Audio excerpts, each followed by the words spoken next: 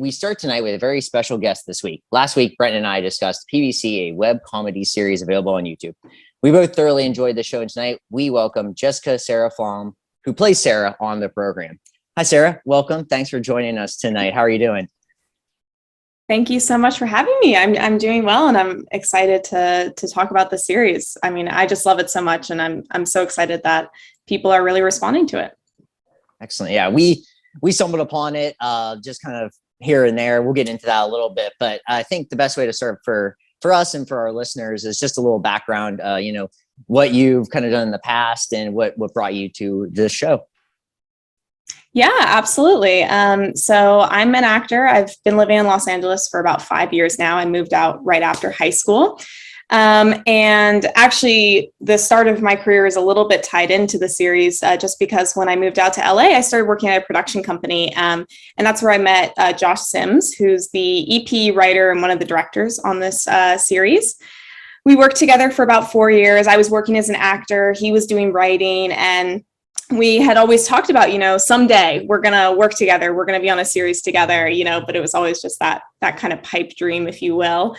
And we both left the production company around the same time. We went off to do other things. I was working, I've worked on some various stuff. Like I did The Tale for HBO. I was on What If for Netflix, things like that. And Josh circled back to me. We always kept in touch, and he said, we're doing this series for the new company I'm working for. We'd love to have you audition. And so I did come in and audition and eventually got the role. So it's been kind of a weird journey. I think that's always the thing that people say, is that your connections and your networking will come back, it'll help you in the end. And it really did. So it was kind of a cool experience. So what was it specifically about this role? Because I did a little research on your IMDb page, and I've seen that you've done some dramas and some directorial stuff as well. What was it about this specifically that attracted you? Because it is a comedy, and some of the other stuff that you've done is more in the drama realm. Yeah, it's really interesting. This is kind of my first big comedic role. Truthfully, I've always been really interested in comedy. I've been training in comedy. I graduated from Second City's Conservatory in improv and sketch comedy. Oh, wow. So it's something that I really wanted to do. I had been kind of exploring in my personal life, in my training, but had never booked anything. Going back, I had always really wanted to explore comedy, but the right role just never really came around. And so this was just such an awesome opportunity. And truthfully, I really connect with the character of Sarah. Josh and I at the production company, we joked that we were kind of like a platonic Hunter-Sarah situation. So I felt like it was really a good role for me. Sure. I mean, I think the thing is, it's like you're kind of the straight person on this show where everybody else is sort of crazy and doing things. But then you sort of, because of the hijinks, kind of gear that way too a little bit. So, what were your thoughts on the development of your character too throughout the 6 episodes? Yeah, I was thinking about this a lot recently. I feel like Sarah so desperately doesn't kind of want to be herself, but can't really help it in a way. I think she really, when she first gets into the new startup, she's really desperately trying to fit in, to not put her foot in her mouth. Obviously, she fails at that completely. But then I think in the end, she realizes that a lot of her quirks are really her strengths. And especially as I think the group kind of comes together around this, fraud incident, she really finds her place and sees that people value her for who she is. And so I think it was a really cool opportunity to see her arc in both, being accepted in the group, but also kind of accepting herself and who she is. I think it's kind of shown even with the very beginning with her making a pun joke, and at the very end making that pun joke, but kind of having a different reaction, I think is a good example of the arc, if you will. I've been thinking about this a lot since I finished the show, and I've started rewatching it a little bit, that the character is, I think initially you look at the characters maybe like being a little bit naive, but when I thought about it a little bit more, I don't know if there's a time in an adult's life, not like a teenager, adolescent, or even college, but in an adult's life where you are more susceptible to peer pressure than starting a new job, because you so desperately want to fit in that you maybe are willing a little bit to compromise your morals some.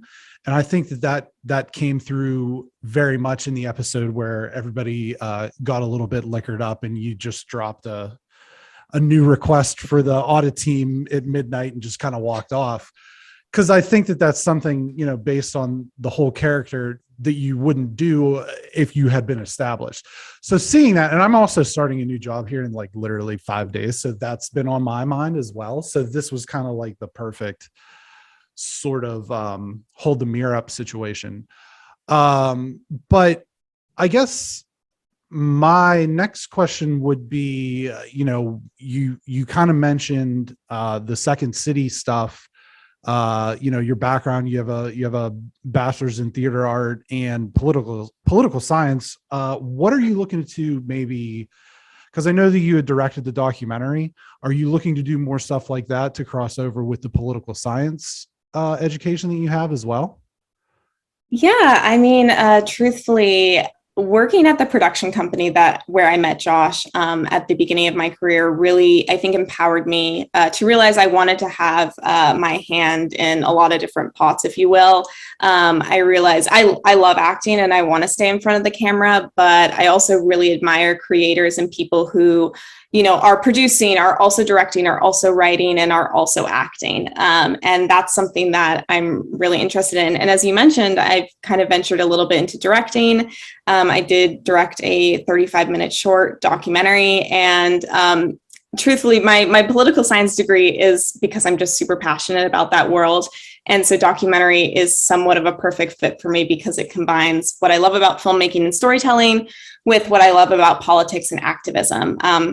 So that's how it came together a little bit. However, I think I'm definitely interested in working on narrative films as well. So hopefully maybe that's a 2022 resolution, if you will.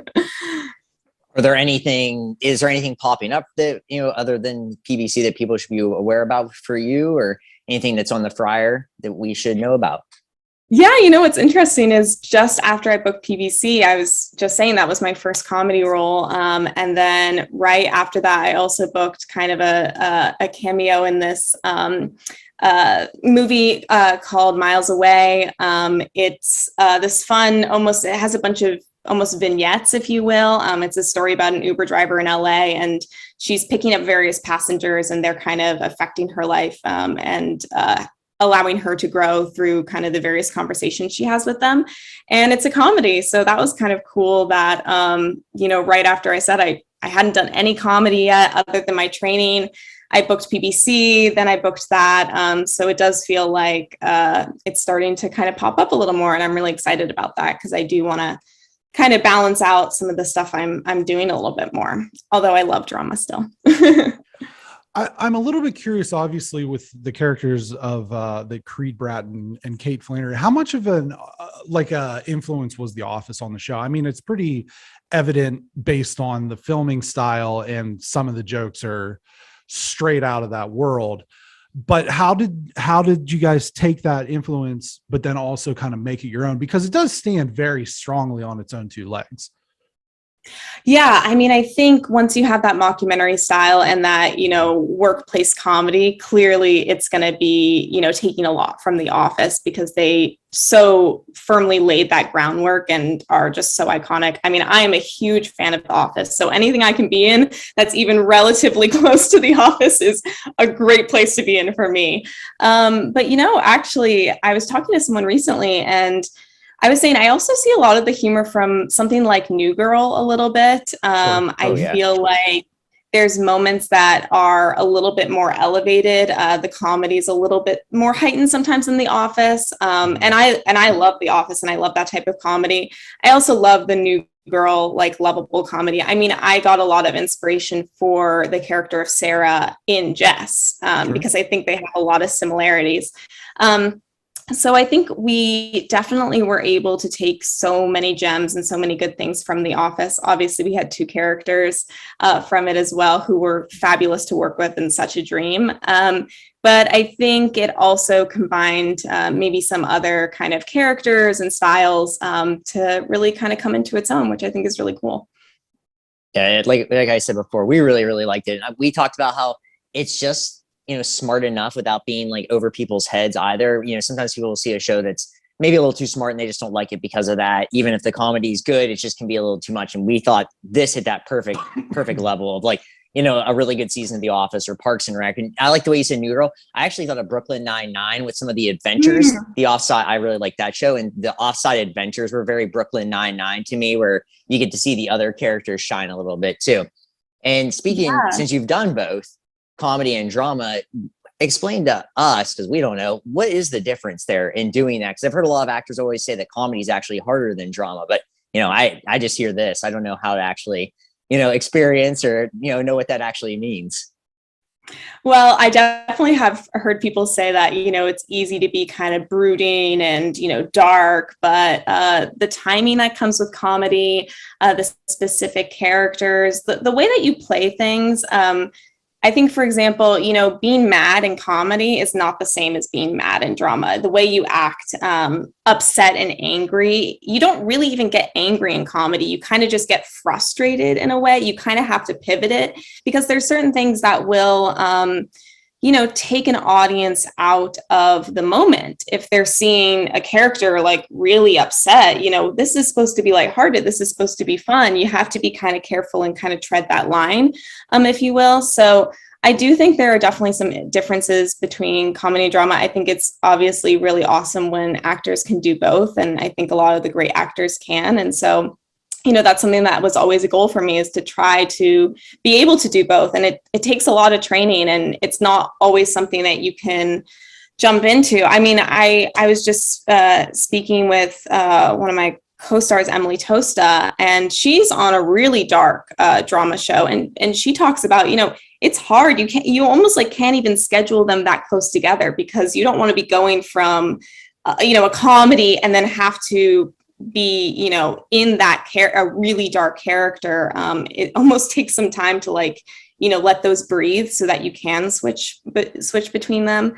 But I think the other thing about my character specifically is that I was able to incorporate a lot of, I guess, my more dramatic techniques, if you will, because I do think that Sarah brings a lot of heart to the show. I think she's, the character you really want to root for, the one that's likable. I mean, you mentioned the fact that she did that request list, and that could make a character kind of unlikable, because she was kind of in a way bullying the auditors along with her team. But I think that relatability, that vulnerability that she has, that innocence, really does make her keep her likable, keep her relatable, and even in those moments, keep her from being the villain, because she's truly in her heart, she's not. So I think we would be remiss. Danny Trejo, did he serve you tacos? And what is it like being around a living legend such as Danny Trejo? Well, first of all, he couldn't be a sweeter person. He's amazing to work with. I don't think he brought us tacos, but he brought us donuts every time. I was going to say donuts, yeah. Yes. So it was really cool. I mean, I may be mistaken. I can't remember the tacos, but I definitely remember donuts. And he was just so great to work with. I mean, especially when we were at because things are moving so fast on set, and he would have very specific scenes and then he'd kind of fly off set. But I actually got to talk to him a lot at the premiere, which was really cool. And my parents were there and got to meet him, which was so fun. He complimented my mom. My mom had these sparkly shoes on, and he was talking to her about them. So he's just so personable, just really kind, and really quick on his feet. We did a lot of improv. I mean, I was actually, when I listened to the podcast and you were picking out certain moments, I went back in the script to see if those were scripted or if they had been improv. And a lot of it was actually improv. And I have to say, Danny Trejo, went in on that. He was so good. And he had a lot of really good moments. Honestly, a lot of the writing, there was a heavy amount of improv. Our scripts are about 12 to 13 pages, and you saw that they ended up at 18 to 22 minutes. And, going off of like a script, a page a minute, you can see that there was heavy improv involved. I think though that like we had said last week when we talked about it, I thought the writing was perfect. It was tight. There weren't any characters that were like, okay, I could deal without this guy. And I thought that there wasn't any wasted time on screen. It was just perfect. It was exactly as long or short as it needed to be. And I honestly think that I wish a lot of other, big budget TV series would take a lesson from that, because sometimes in a lot of cases, less is more. Because if you drag some of those things out, they become less funny. So I really appreciated it. And I really genuinely love this series, and I can't wait for whenever the second season pops up. I'm definitely looking forward to it. Yeah, that's awesome. I totally agree that the writing was really phenomenal. I will say one thing that kind of I experienced in Second City that I feel like I experienced here, that maybe other shows don't do. Some comedies are like word for word. You don't improv. You don't do anything like that. Especially network comedies can often be like that. But here we really were given the freedom to try different things. And at Second City, we have a technique called like reimprovisation, basically to create sketch comedy. And it just means that you do an improv scene, then you do it again, and you do it again, and you do it again. And basically you're taking the best jokes from each of those improvs and then putting it eventually into a written sketch. And that's a little bit what we got to do here. We would improv, especially at the end of every scene, it would kind of run a little longer. And then, we would do another take and another take and another take. And eventually you would find the joke that would probably land the best, or they would just cut that one in. And I think that's why we really were given the opportunity to hone those jokes, even more than just, what the writers were honing in the writer's room, which they were also doing. Yeah, it really shows, like, Brenton had said, and I agree with it. It really is the perfect length of a show. Every episode is so funny. You're actually left wanting more, but you're glad you don't have more because nothing's ruined or anything like that. We really want to thank you, Jessica. This was a real pleasure. We love this show. We're glad we stumbled upon it.